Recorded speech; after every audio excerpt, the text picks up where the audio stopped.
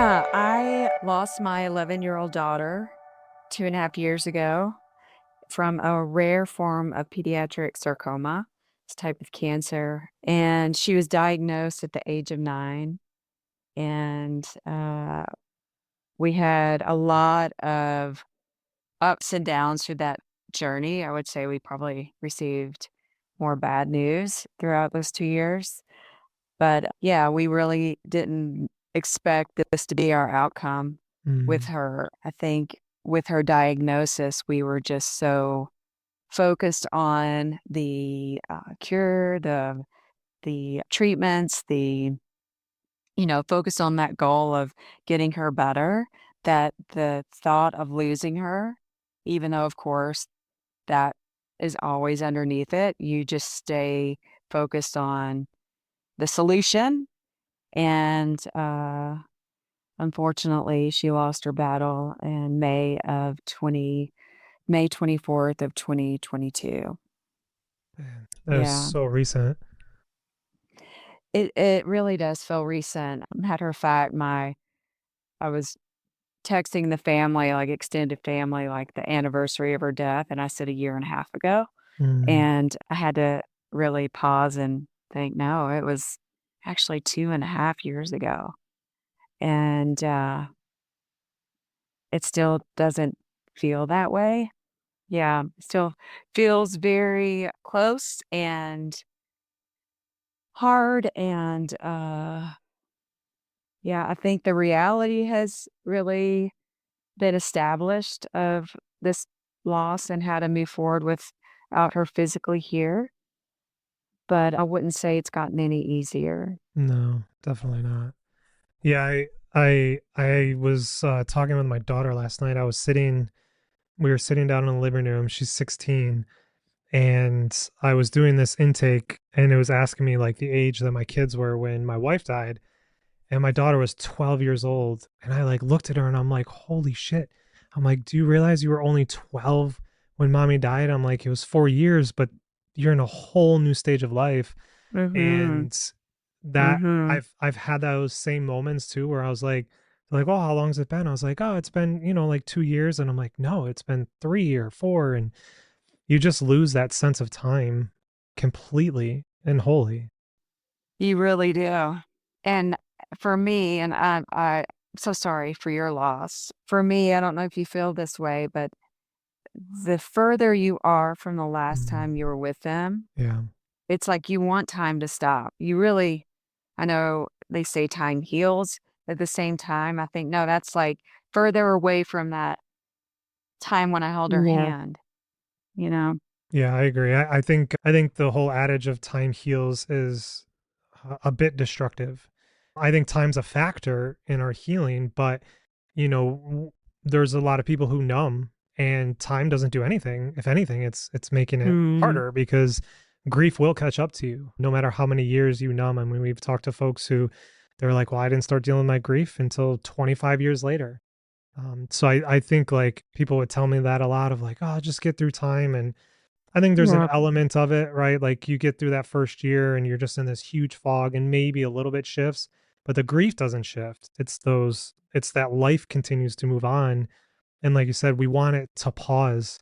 Like I remember feeling that so strongly where it's like, I just like, I can't remember my wife's laugh anymore. I can't remember like what it felt to just be in her presence and to feel her energy or to sit down at the table and see her come downstairs or all these things that we have to grapple with of like not only did we lose them, we lost our future with them and we've lost the present moment with them. And it's so overwhelming at times.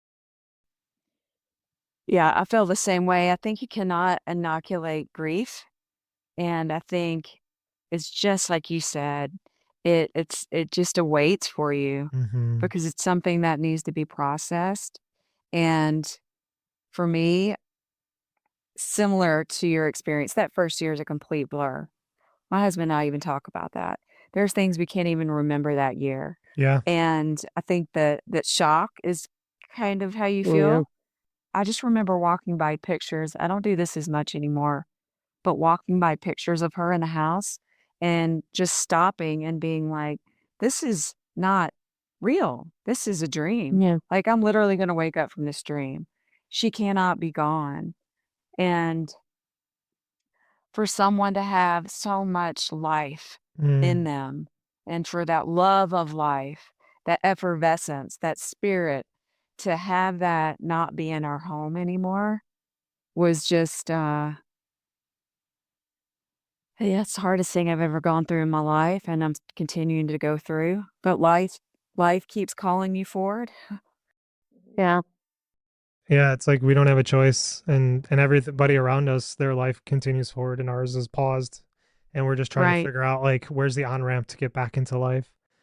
And you know, I can't imagine losing a child. I didn't come close, but 6 months after my wife died, my son ended up getting diagnosed with a rare nerve tumor.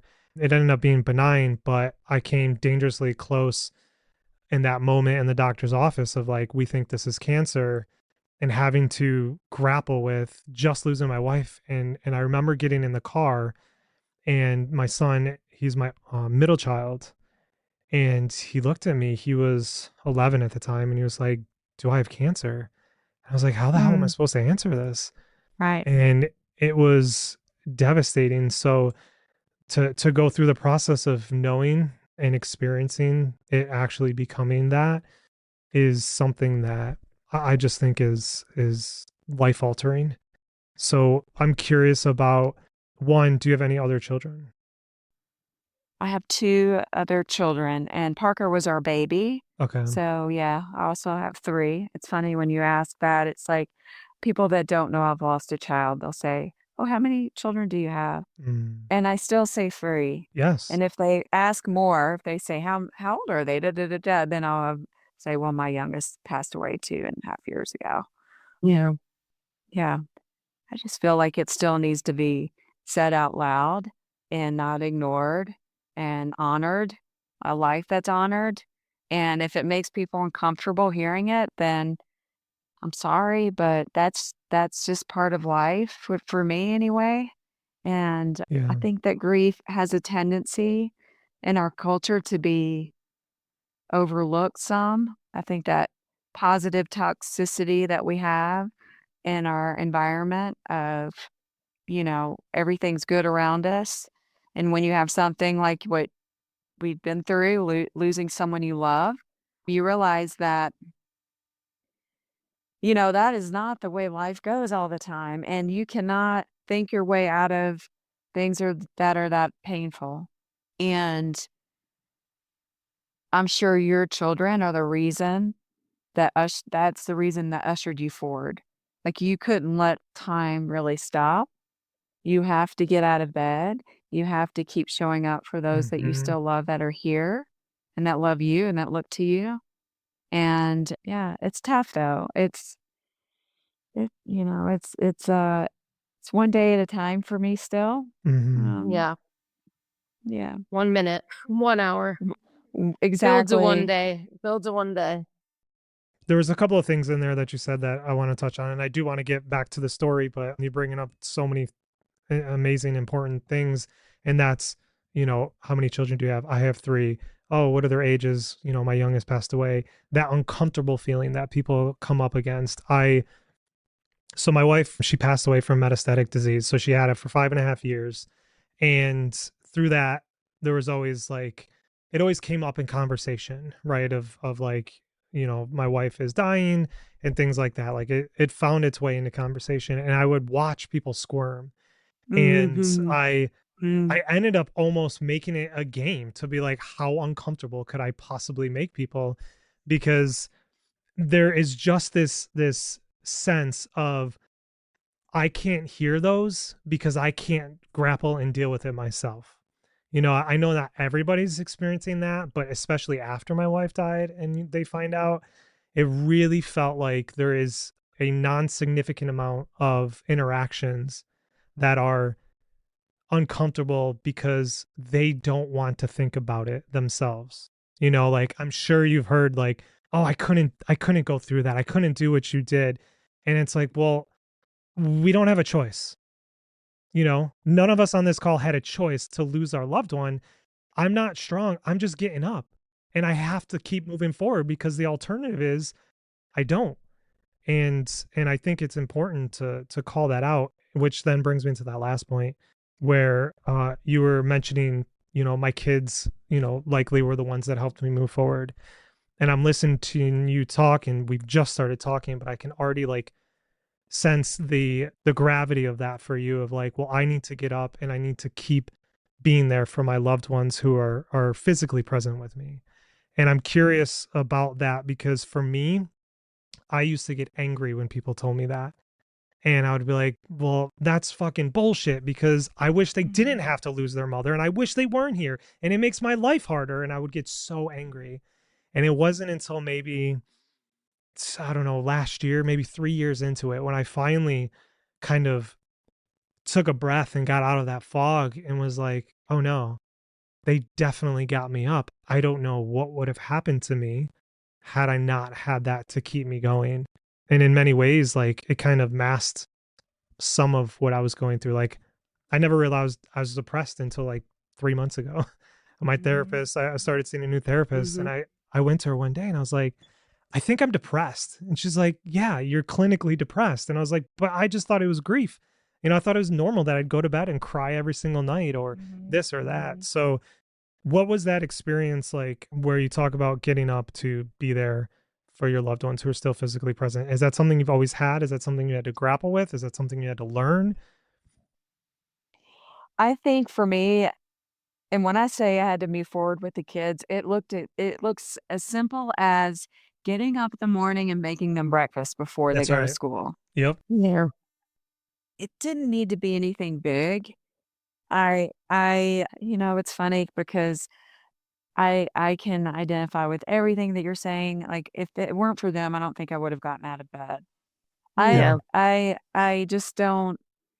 It's like moving through mud, right? It's moving through mud, but you need something that helps to propel you through the That's right. mud. Yeah. Yeah. Wow. But saying all of that, and I don't like that when people I didn't hear that as much from other people, but I can see people saying that to you. But what that doesn't allow for is for your grief. When people say that, it's almost like Mm, not giving or holding space for your own sadness and your own sorrow. So, yeah, and I think with the kids, we all experience grief in different ways. They lost a sibling, and that was their baby sister.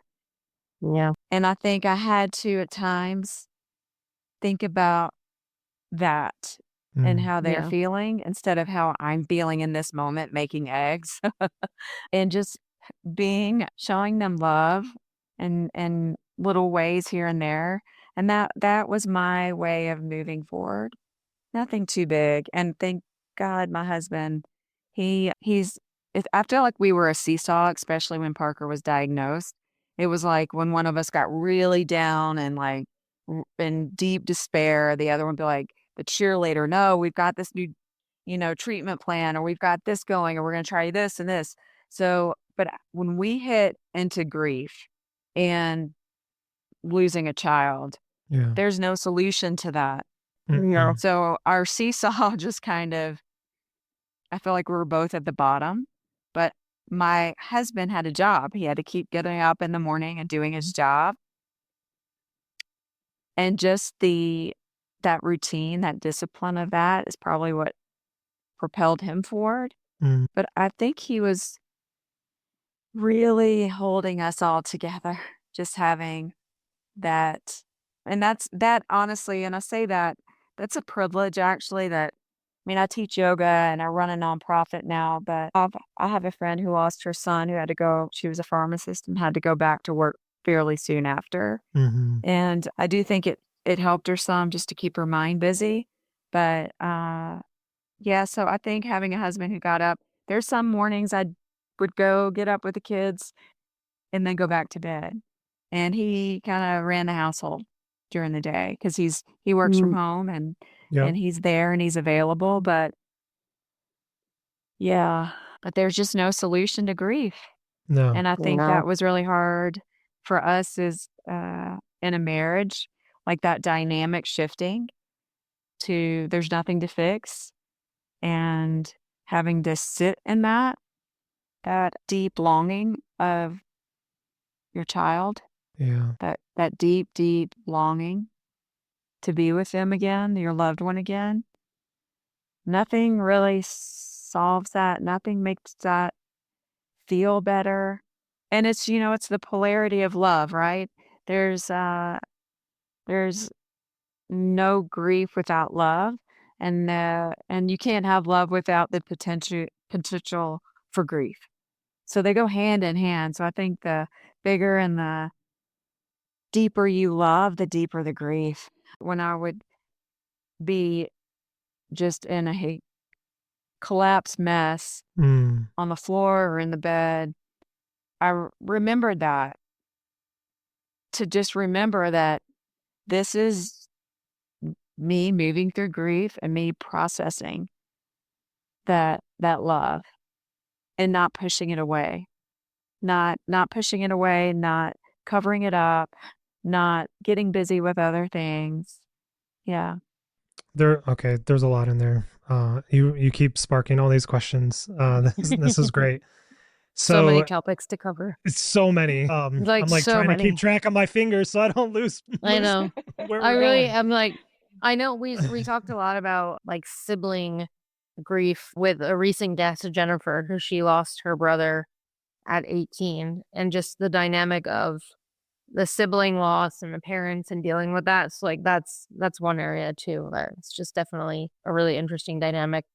Especially like you said, you're like the one thing I had to get up and do was like make eggs or make breakfast Mhm. Mm-hmm. for the Mhm. kids, and help them through their grief, which is inevitably so different from what you are grieving. And I think also like kids, I was 9 when I lost my mom, so I think I was always concerned about how my dad was feeling. Like it was kind of like I was fine. And not like fine, but I was a kid. This was what was this was kind of normal. I didn't know really much different until as I like continued to get older that, your moms don't have cancer at 9 or 7 or 6, and they don't die at 9. That's not normal. So like even I mean to this day I'm the one that is always making sure that everyone around me is okay. And I'm sure that comes from, what I experienced as a kid. But in retrospect, and I don't think I ever questioned whether this was the case or not, but like my dad was getting up every day and just making sure that I was okay. Mm. whether Mhm. whether he was able to, fake the biggest smile on Tuesday versus Wednesday or not, and so it's really such an interesting dynamic of how everyone in the family processes grief and processes the loss, differently but together. Mm. Ashley, are you the oldest? Yeah, I'm my dad's oldest. My mom Okay. had my oldest brother. So my oldest brother is my half brother, but I'm my dad's Okay. oldest. So and the Okay. oldest in the house, yeah. That sounds similar to my daughter. That's the oldest. Yeah. I can see it when she's like just that, what's the word? I can't think of the word where you're like hyper vigilant Yeah. Yeah. with like, is mom okay? Are you sad? Yeah. Or, Yeah. and, I go back and forth because I know if she sees that I'm really sad, Mm-hmm. then Yeah. I'm afraid she's going to be sad because I know she worries about me. But at the same time, I think it's important to show sadness because that gives her permission to be sad. And, but I also know that she deals with that same dynamic that you did. Is dad okay? Mm. I want to Yeah. make sure dad's okay. And then that dismisses really how you're really feeling when you're always looking out. So anytime I am sad in front of the kids, I'll tell them why I'm sad. Well, I just saw a video of Parker that I hadn't seen in a while, or I Yeah. found that, a picture of her, or a quote she said, or, I just really miss her. I'm just really missing her. And guess what? Kids are pretty resilient. Like I will say when I share with them, they receive it, Yeah. you Yeah. know. 100%. Yeah, Mhm. I think it's a beautiful way to handle it. I do the same thing. Even when my wife was diagnosed, we never hid it from them. Obviously, like they were younger, so we tried to explain it in ways that they could understand. But when I'm sad, when something's wrong, when I'm overwhelmed, when I'm angry, anything, my kids are perceptive and I don't want them to think something's wrong with dad. And I'm like, no, I'm fine. And them not be able to trust themselves. I want them to be able to be like, I saw this, I recognize this, now Mhm. I feel validated. And similar to like you, Ashley, and then what you were talking about, Heather, is I remember it might have been the first or second, no, it was after the funeral. So it was 2 weeks after my wife died. And we were driving to my sister's house, and my daughter got in the front seat. She's my oldest. And I could just see her trying to fill that spot Oh, of my wow. wife and to Yeah. be like, I need to take care of dad. I need to make sure that he's okay. I So definitely did that. yeah, and it was just like so natural for them to do that, for her to do that. So I spend so much time, and I continue to, when it comes up, to be like, I'm I have my own support system. You guys have to deal with your own stuff. You don't have to take care of me because I'm having other people help take care of me so that way I can take care of you. Because I do think kids just naturally want to like help and to be there, biologically. There's just like this drive to be like, if my parents aren't okay, then I'm not okay because their world will collapse. We are their world. Yeah. Yeah. So, which I'm then curious about how there is with your two other children, like you mentioned, trying to help support them in their grief. It's been a couple years now. Have you had the experience of watching them go through something and having to question, is this just childhood stuff or is this the grief and the trauma from the grief? Because that is something that I've had to tease apart many times already and like recognize it might just be childhood stuff, but they only have language of grief. And I have to figure out which is it because it's two different approaches. That's such a good question. So I have 2 teenagers, and as you know, teenagers are emotionally can be a lot, Yes. and so teasing that out is quite hard. They're very different from each other. My Mhm. oldest is, uh, I think she's the one that's always making sure mom and dad are okay, and she's a very motivated, smart, bright, uh, intense at times child, teenager. And so we've run into a few little hiccups here and there as you would with any teenager, but I agree. It was always like I was trying to figure out, is this just typical teenage stuff, mm, peer stuff, or is this grief? And I would say with her, it's probably a little bit of all of it, Yeah. right? All of it Mhm. just kind of mixed in. And then we do have support for them other than mom and dad through therapy, at least for my older daughter. My son, on the other hand, his grief has been very internal Mm. and he seems to be more reserved with it and not as vocal about his feelings around his loss of his sister. And the two of them were very close. They were 20 months apart. And I think it's really painful for him to talk about her. And I think he can be avoidant. He's had some physical issues not not too long ago, some things going on with his digestion, and we're trying to figure that out, and of course, we've done all the tests and nothing has been revealed, and that could be just his, that mind gut connection Uh-huh. of Yeah. of the kids have gone through the loss of their sister, but they've also gone through a lot of trauma with everything they've seen through that cancer journey, and, you know, I think he will eventually work through that, and I'm trying not to push it, but Mhm. the way I do it as a parent is I try to integrate her into things that we do as a family, And I still talk about her. I'll say things like, "What do you think Parker would like about this movie?" Or if we go somewhere and we're like traveling, what do you think Parker's favorite place would be? And do it more in a lighter fashion so he Yeah. can be engaged and just like talk about her. I think he shows his love and his sadness more in little things he does in that. Like, for instance, for a while to get into his phone, the code was her birthday. And then the picture of his like screensaver, and he's a 15-year-old boy, is a picture of the two of them when they were little. Oh, Oh, Yeah. But I think he's quiet in his grief, and I- I'm allowing for that because that's just what his looks like. It's yeah. not right or wrong. It's just it is what yeah. it is. My daughter is very expressive and she writes a lot. And we do a gala for our nonprofit every year that was started after Parker died. And she speaks at the gala and she gets to talk about her sister. And I think that's her way Wow. of showing, That's expressing, amazing. yeah, her love and the grief. So yeah, it's funny. There's four of us in this house, and the way grief looks like for each of us is very different. I think that's beautiful in its own way, though. It is. Yeah. So often, I Mhm. think it's like, if you don't talk about it, or if you don't do this, or you don't do that, you're not properly grieving.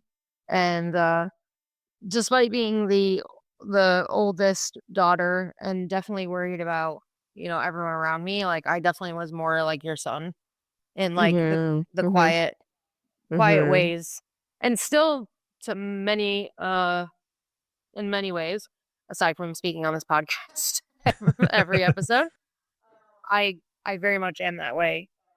And interestingly, my husband and I were just out to dinner because his dad died when he was 7, and today is his dad's anniversary, death anniversary, and both of us definitely like grieved the loss of our parents in a very similar way.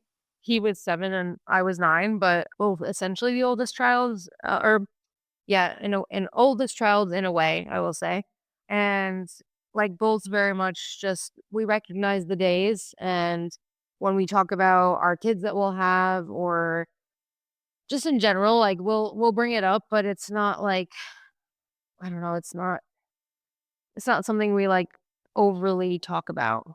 I would say we Mhm. talk about it to Mhm. like a very healthy extent, but it's not, you know, it kind of was.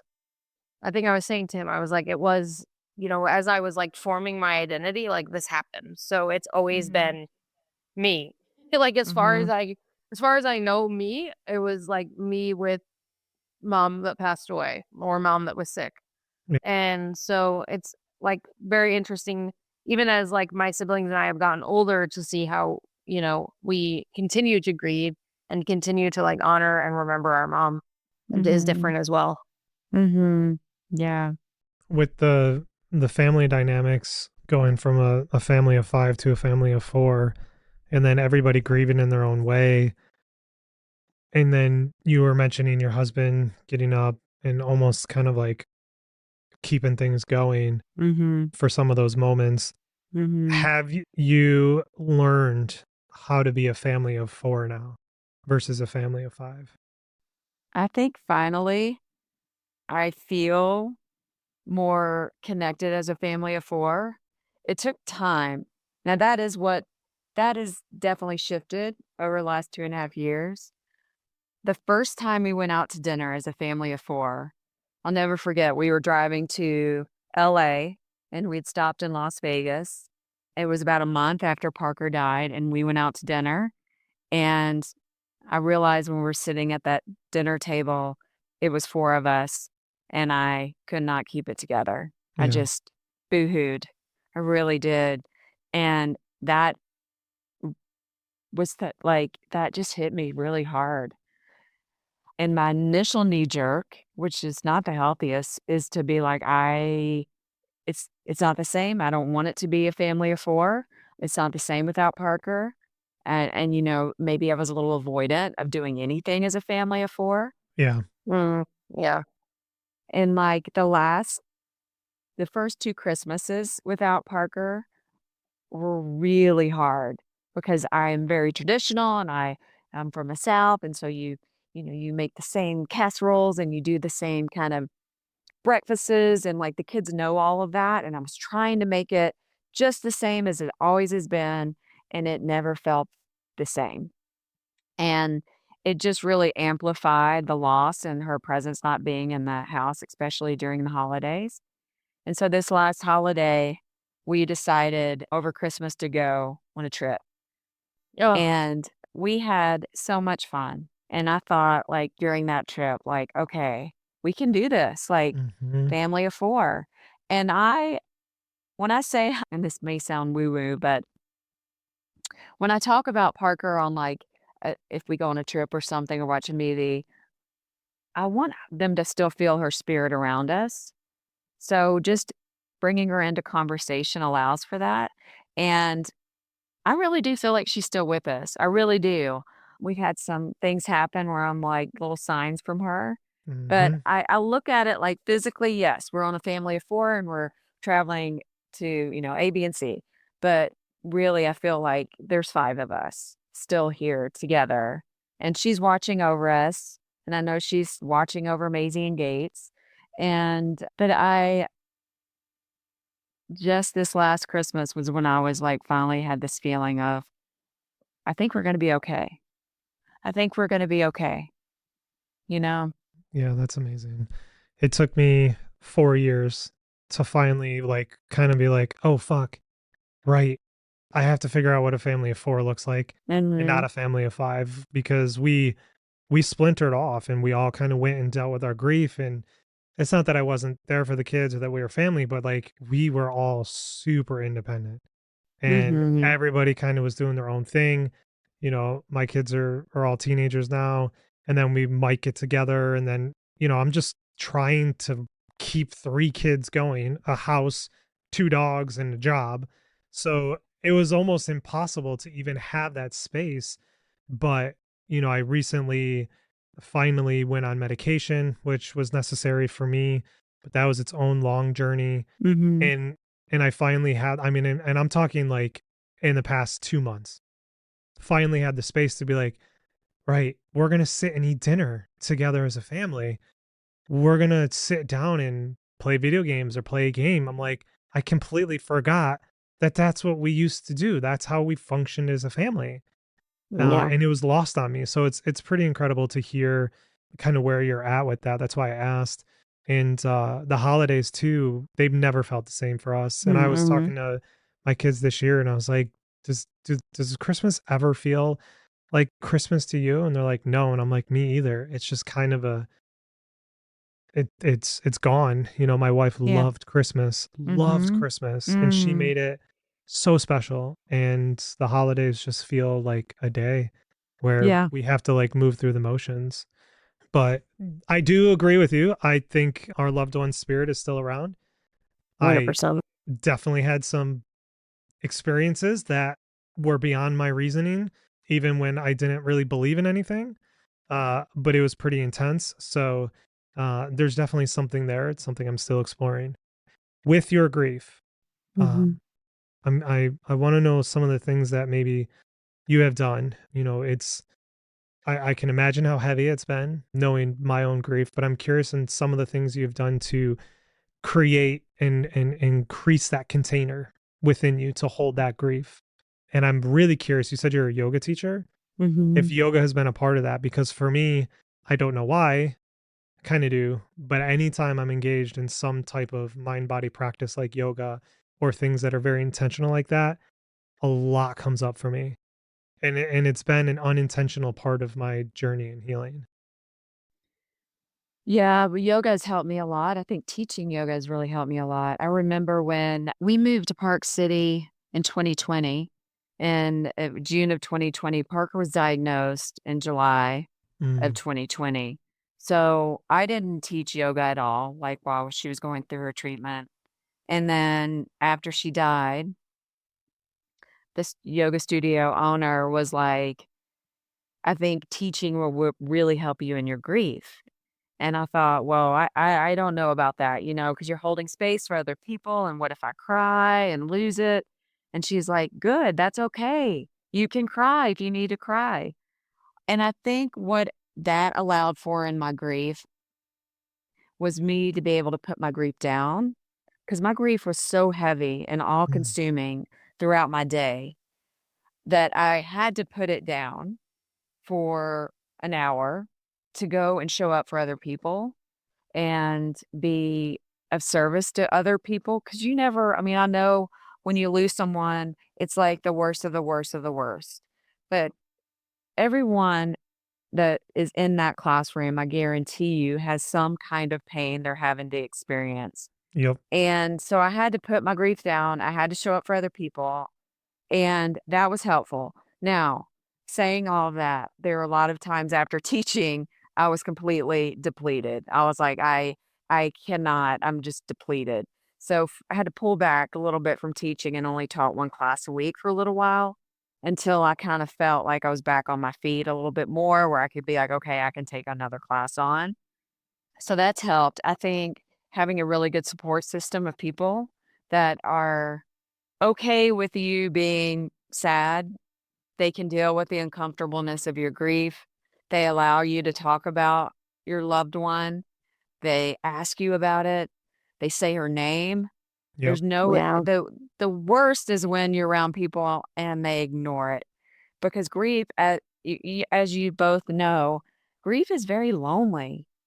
Grief is so lonely. I'm sure you felt that in your house of 4, your 3 kids. You have people that you have your 2 dogs. It doesn't matter, you still feel lonely in your grief because it's very personal. But when people say their names and they allow you to talk about them, it opens it up a little bit more. That container's opened up and it doesn't feel as constricting. And so that's helped. I think sounds silly, but Mm-hmm. being Yeah. outside in nature, I think nature allows space to hold grief. It's like, it's just openness. And Yeah. there's a connection I feel too with Parker when I'm outside, because she was just a little, she loved being outside in the dirt and like loved animals. And so I think it helps me stay close to her. And whenever I feel close to her, I feel like my grief is being held. And family, I mean, my family of origin, I didn't realize, like, I'm the only one that lives outside of Tennessee. The whole rest of my brothers, my sister, my mom and dad are all in Tennessee. And I remember growing up in Tennessee being like, I cannot wait to get out of here. Like, I want to live in a big city. I don't want to live in the South and like a tiny town.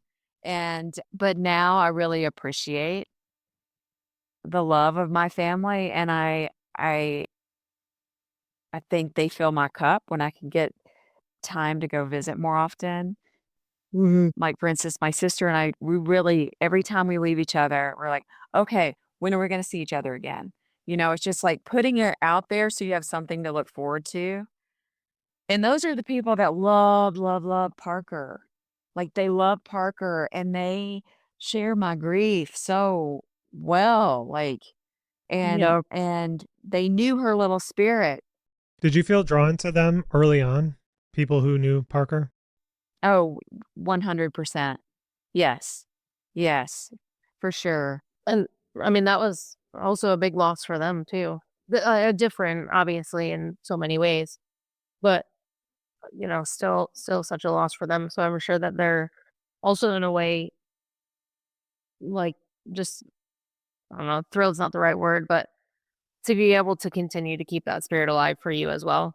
I'm sure Yeah. that it helps them in their grief too, Yeah. Yeah. which is amazing that they bring it up because sometimes I feel like I don't know if you get they're ready to say, but they don't want to bring it up because they don't want to like make you sad. Yeah. When in Right. reality, it's like, no, I just want to hear her name.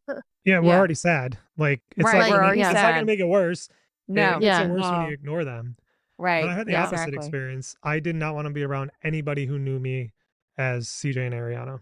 I just needed to be around Mm. new people who didn't even know who I was previous to her dying. It took years before I could like start to be comfortable around my family or anybody who knew me before with her.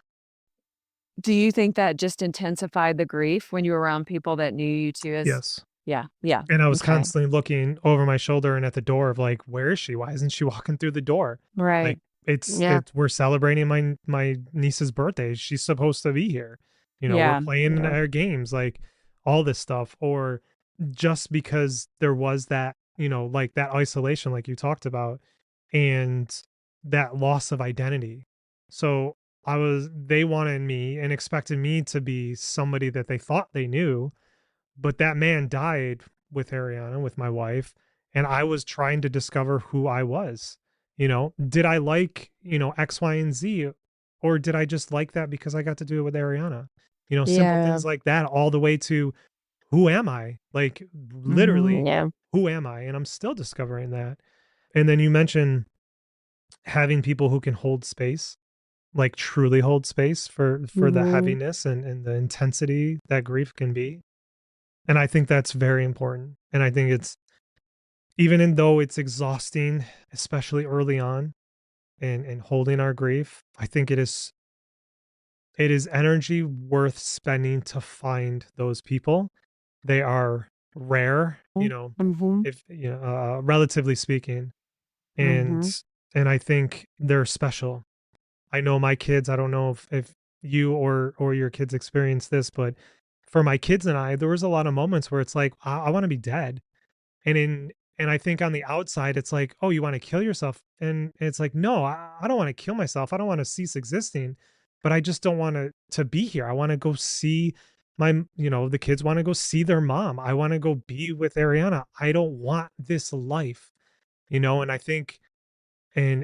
think that those of us who have dealt with grief can understand that, and those who haven't can't. So then there's judgment that comes on it, and like concern. Your son said he wants to he doesn't want to be alive, he wants to be dead.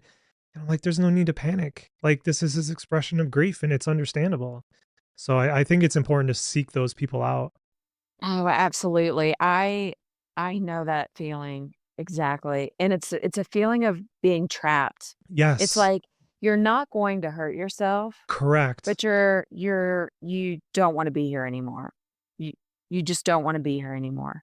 But you feel trapped because you have your kids, and you have to be there for your kids. I have to be Yep. here for our kids, and also think about, like, other people that love me, like my parents and my siblings. And but it's like this trap feeling, like, "God, I gotta keep doing it." And, people mean well, but people will say to me, just like you said before, "Oh, you're just so strong. You're so strong." And I'm like, Oh, "No, Jesus, yeah. Yeah. I'm not strong." And it's it's just me trying to live life. I don't Yeah. know Yeah. how else you do it. I didn't have a choice. That's right. Just It's like putting one Parker, foot in front of the other. right.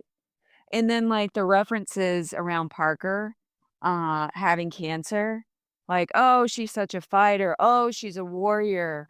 All those words, it's like she's not going to war. She didn't choose to go to war. That's Like, right. this Right. is, like, Yeah. something that's happening to her that she has no control over, and she just wants to live. So if that looks like she's in a fight or she's a warrior, maybe so. If that looks like I'm strong, maybe so, but it's just us living life. Period. Period. That's all you can do. I mean, I the only other option is what you say, you're going to kill yourself, but we're not going to do that. It's tough. It's tough. And it's interesting you bring up the war language that we have Mhm. around especially cancer, but I'm assuming there's other instances and other diseases and stuff, but my experiences with cancer. And it was interesting because I was very unconscious to this. Even like after my wife died, and I think it was last year, I was talking to this man who had cancer, and he ended up being cured of it, and or ridding himself of it. And I was talking to him about my wife, and I was like, she lost her battle. And he called me out, and he was like, she didn't lose her battle. She didn't lose. Like, it wasn't a battle. Like, there was no win or lose in cancer in the fight.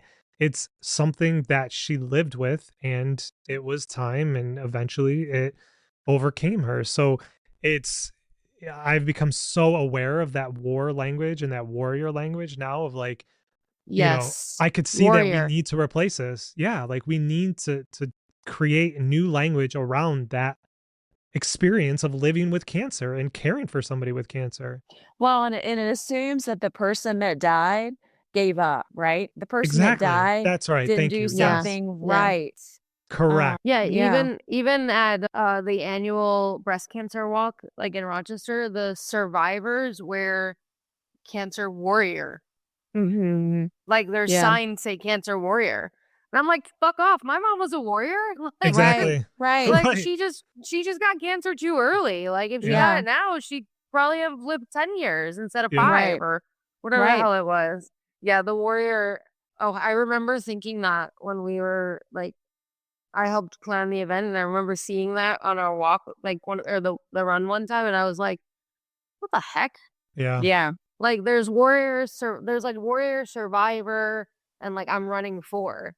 And I was like, way to Yeah. just like diminish the whole like I'm running Mhm. for. Mhm. It's like Yeah. and I know in some cases like I really like to like always like think of the best in people and that like the people whoever created that like either they hadn't experienced it firsthand or in some cases they probably did and like they felt that that was like the right Mhm. way Mhm. and as we have as more and more and more and more of us are impacted by cancer or by losing a loved one to whatever it may be the language just has to evolve with it because like it's yeah the warrior thing is exactly like you say like and I mean, even the war concept is just so flawed in itself because, the people that do go to war, it's like then there's a whole different like, way in which they feel. So The vets and it's stuff. Yeah. yeah. I just think we're so unconscious to the experience of grief, right? I mean, it's like I experienced it. I was a caretaker. I lost my wife to it, and I was still using this language because Mhm. I didn't know any other way. So that's just Yeah, that's what the it way seemed we did like. it. And that's the way people talked around me. So, I think, like you said, Ashley, like it's not that people are most people are intentionally doing things that hurt us Mhm. or themselves, Mhm. Yeah. because there are people who are intentional, which I've experienced. But I think we just need to, like you said, we need to evolve, we need to grow beyond what we have now. We need to bring grief out of the shadows, and that's the point of these conversations. Mhm. Yeah. There's so many situations in which this applies to in the sense that like life has evolved and the rest of the world really hasn't evolved around with it, whether it be like language in which the way we talk about it or the laws in which Mhm. we're governed by Mhm. or whatever the heck it might be. And so it's like it's just interesting that like obviously, like, I don't know, way back in the day, which is like, how long ago was this? I don't know. Is like they didn't experience death in the way that we have. Yeah. Like, and that's why it's so, I mean, that's why we're all here is because we've experienced like young loss, right? Like, not many people were losing their child at 10, 11, 6, 5 years old. Not Mhm. many kids were Mhm. losing their parents at 9 years old. I don't know when the cutoff was. I don't know when it's pretty like suddenly escalate with cancer and all that stuff. But it's like it seems like the thing that gets me about grief and death is like it still feels like death and grief has always been a thing. So Mhm. like why are we so bad at talking about it and why are we so bad at like putting the right words to it? We hide it, right? Like we hide it in hospitals, we hide birth in hospitals. Way back when we lived in tribes and small units of people, death and birth, like life and death, were always around us. You grew up watching people die and watching people being born. Like there was obviously other challenges with it, but we didn't hide it, and we do now because we need society to be polished. We need to put away the things that make us feel icky or hard or difficult in so many ways. And I mean, there's obvious benefits, obviously hospitals, I'm not saying that, but it's like it's just a microcosm of like us just kind of throw these things away. We don't want to see them. You know, we we we put people who are sick or elderly, we put them into a place where it's like we don't have to deal with them. Mhm. Um, Mhm. in some Mhm. instances, Yeah. obviously, some people need that. But there was one minor thing, but it's something that kind of haunts me that I wanted to ask you, Heather. My wife, she would have to go into the infusion centers and there's the bell. Mm. And when you finished your last infusion and you beat quotes, beat cancer, you would ring that bell. Mhm. I don't know Mhm. if you experienced that with Parker and being there and what kind of medicine that she had, but my wife would be so hurt by that because she could never ring the bell. She was never going to Mm. be cured. There was no end ever. For the rest of her life, she would constantly be on chemo and medication. Mm. And I wonder, like, did you experience that and what your thoughts are? Because it haunts me because I can't live that experience. I don't know what it was like for my wife, but I'm just haunted by it, by her sitting there being infused and just hearing people one after another ringing the bell in all the years that she had to do that. Well, Parker rang the bell, and clearly we know the outcome of that. She rang the bell when we went to it wasn't for chemo, it was for radiation. So we Oh, flew to yeah. Sloan Kettering to have she had to have full abdominal radiation done. And and so we were there for a month, and she rang the bell after that. I will say I've never heard the bell in her infusion place in Salt Lake. And I don't know if they do it there. And Okay. maybe Oh, hearing what interesting. you're saying about your wife, maybe that is maybe there's some sensitivity around that. Yeah. When Parker rang the bell, what was your thoughts at the time? What was the progression of the disease and like where were you guys at the time? Like what is your thoughts on do you feel like that was a good experience for Parker to have, for you to have, for your husband to have? I wouldn't say it was an overly celebratory experience. Yeah. Before she went to Sloan Kettering for radiation, she had had several rounds of different chemo through the summer, and her PET scan would always come back, "Well, these 2 tumors are responding, but this one's not." It was always Mm. a mixed bag, and I so their next thing was to do aggressive abdominal surgery and then do radiation. But her oncologist, who's a really good friend of ours now, was very honest about Parker's situation always. Oh, And he had said, even if we do the aggressive surgery and even if we do the radiation, the chances of us curing Parker's cancer are really small. Like and hearing him say that, of course, you still do it all, right? Because you're like, "Well, Yeah. we gotta keep her alive, and if this is what even if there's a small chance that this helps, we're gonna do it." But I think underneath that is when she rang the bell, I looked at it more as like, "You're ringing the bell, we get to go home. We get to yeah. go Yeah. home, we get to be with Maisie and Gates, her siblings, and their pets, and she'll be happy at home." I did not really connect that with, like, she's cured. Yeah. I mean, I wanted to, of course, I wanted to, um, and they were pretty, assured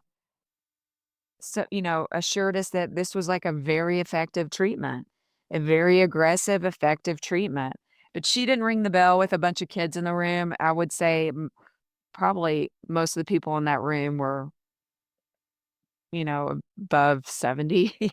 A lot of them were there for Oh, bless. radiation. Yeah. Yeah. So, there weren't any kids in there, and she, kind of like I remember she shied away from it after she ran, everyone clapped, she was a little embarrassed. Uh-huh. But she didn't wanna be associated with cancer at all, she wanted to be a kid, she Mm. didn't want anyone to feel sorry for her, she wanted to go to school like everybody else with her wig on and just play and do all the other things that normal kids do. She didn't want she didn't want the attention around it. Even when I would say, "Oh, so and so sent you something, and they said they're praying for you," she would say, "Why are they praying for me? There are other kids that, are hungry that need to be prayed for." She really did not like any of the attention around it. And so I think that that spirit of that is kinda how she felt when she rang the bell. Yeah. But I can see the emotion, the defeat, the feeling of defeat every time your wife would hear that bell ring, Mhm. because it's like Yeah. they're winning, you're losing, it's just constantly reminded that you're never gonna be able to do that, you're never gonna have that cure. So, yeah, that's tough, that's really tough. you know, how our friend was recently diagnosed with glioblastoma, and Oh, yeah. she had posted a video a few weeks ago of her ringing the bell because she finished like the first round of radiation. So I feel like they might be trying to like redefine bell ringing. Yeah. Like Mm-hmm. I do think that before it was like when you're NED, they ring the bell.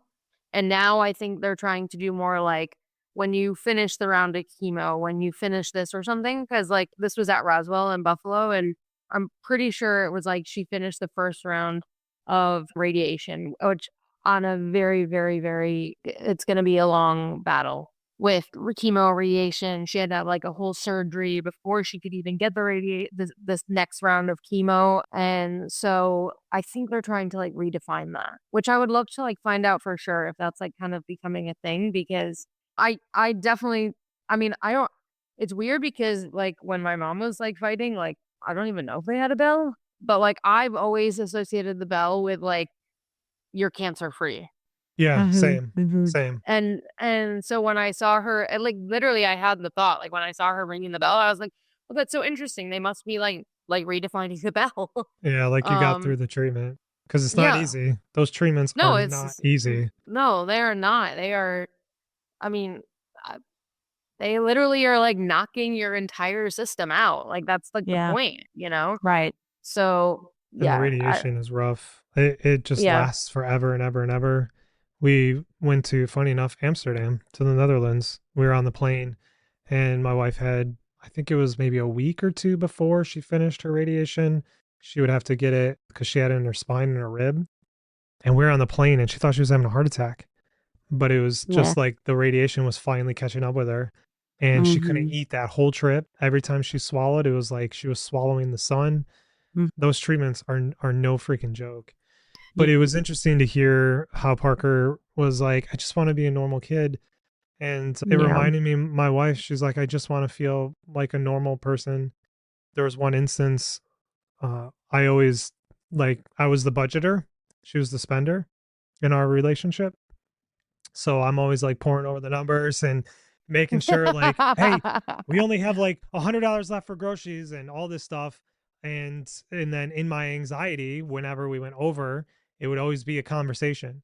And I remember one day she was sitting down, and my wife, if you knew her, I'm the one that was very emotional in the relationship, and she was the one that was very much like, get over it. Yeah. And rarely did she ever cry or anything like that. And I remember we were in the kitchen, she was sitting down, and I was just like, I started like getting agitated, like, why did you buy this? We can't afford this. And why are you doing this? And we have this much, and then we have to save, and like just going on and on and on. And then I noticed her eyes starting to get red and the tears coming. I was like, oh, I fucked up. Something's wrong. Cause she never gets like that.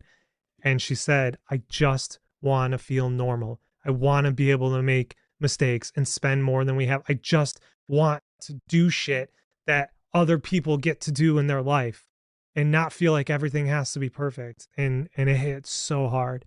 And it changed kind of the trajectory of like how we lived our lives after that. So it was interesting to hear that Parker kind of had a similar experience of wanting that. It's funny because I think Parker was similar, and also that she almost liked when she'd get disciplined in the house because it wasn't like she was getting special treatment. Oh yeah. Yeah. Yeah. And there's so much with you talking about your wife's radiation. There's so much suffering that goes along with that cancer diagnosis. I did not realize any of this. I mean, my mom went through cancer treatments. Actually, when I was pregnant with Parker, she had lymphoma, and I didn't live in the same town. I knew that after chemo, she would feel pretty horrible, and I'd check in on her, and uh, but seeing it and living it with Parker, it is, it is just really, that's the trauma that goes around that diagnosis.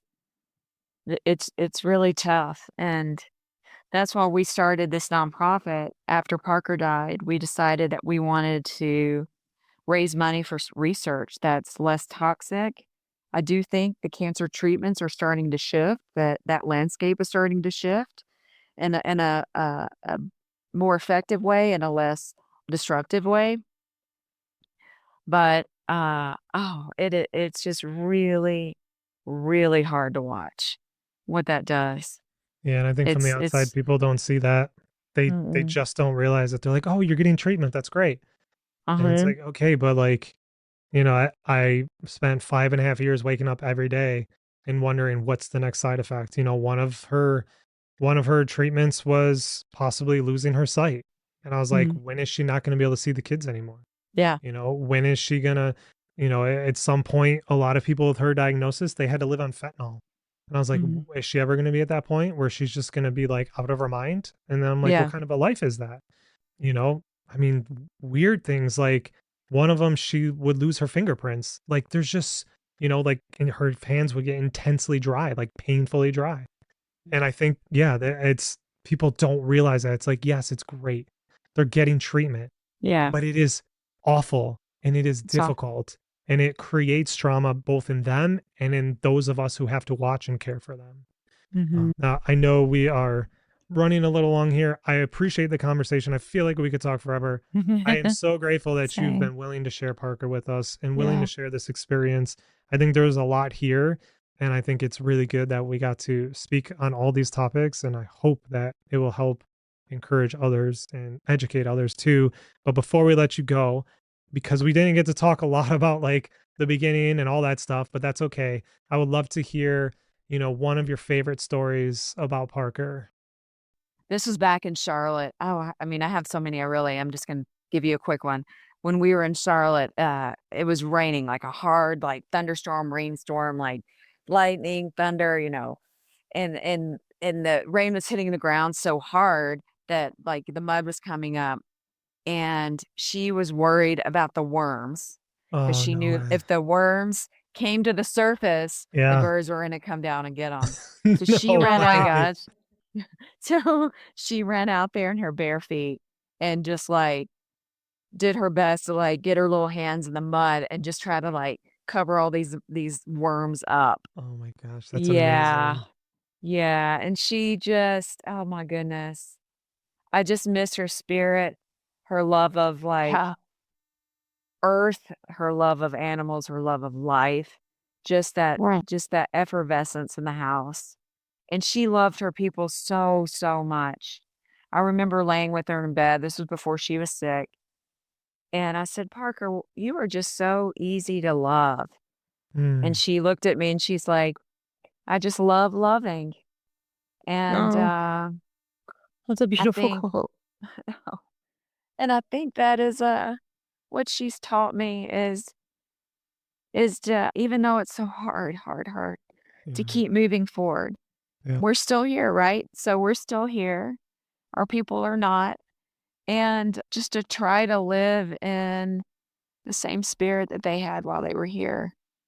And and we may have our off days or off weeks, months, Yeah. but just trying to remember that and maintain that and live this in this way and the way she would have wanted me to and share who she was and share like, oh man, she just, she's my heart. And I feel like a part of me is gone, but I've got to live knowing that she's still close by and make her proud while I'm here. Mm, Yeah. yeah. Yeah. Appreciate that so much. Oh, what's the name of the nonprofit? It's called the Little P Project. We called Parker, that was her nickname, Little P. And we raise money for pediatric sarcoma research.